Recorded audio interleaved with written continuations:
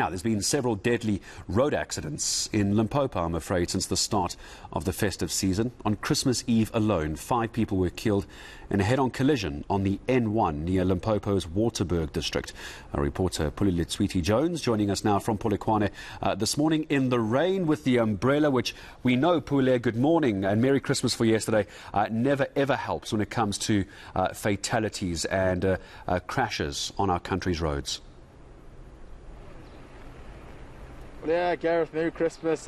This is, of course, a rainy day today, and we continue to monitor some of the movement and, of course, what we're seeing now, the eased up congestion from some of the motorists who are making their way in and out of homes, using the inter-provincial routes. But, of course, this is the N1 from Polokwane going to Modimolle.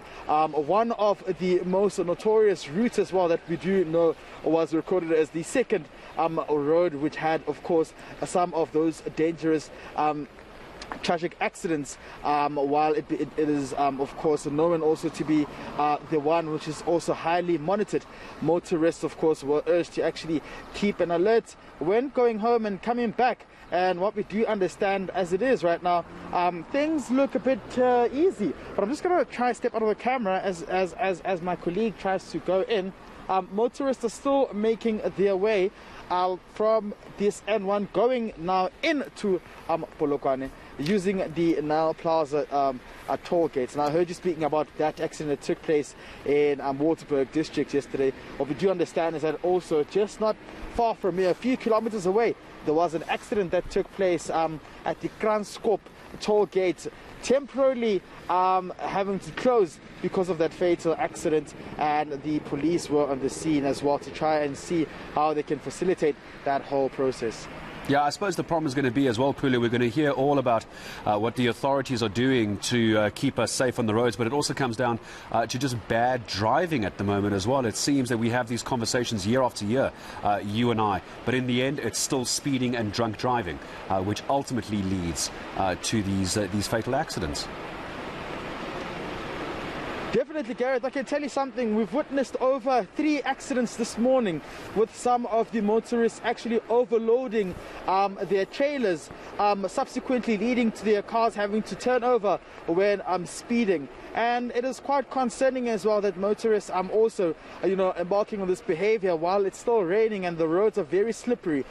We've seen less police surveillance here, of course, suggesting that that interview which we had, of course, yesterday with the Minister of Police, did mean something when he said that they needed more police visibility in Limpopo, which was seemingly a bit problematic, citing some of the case studies that had taken place in some of the malls as well, where there was problems, where they believe that they need a lot of police who will actually be watchdogs on the roads, particularly during this festive season when everyone is making their way home as well.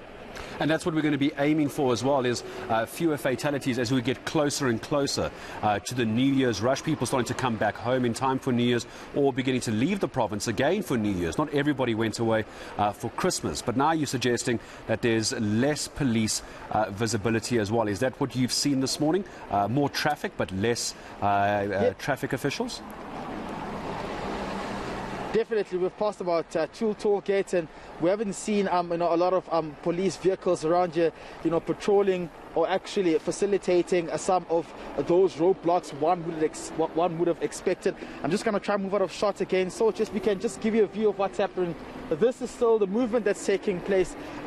Truckers are still, of course, on duty, transporting goods across provinces, and of course motorists are still making their way home and out of the province as well. But if you can see, you will not witness any police patrolling around some of these busy toll gates, suggesting that they would have been deployed somewhere else.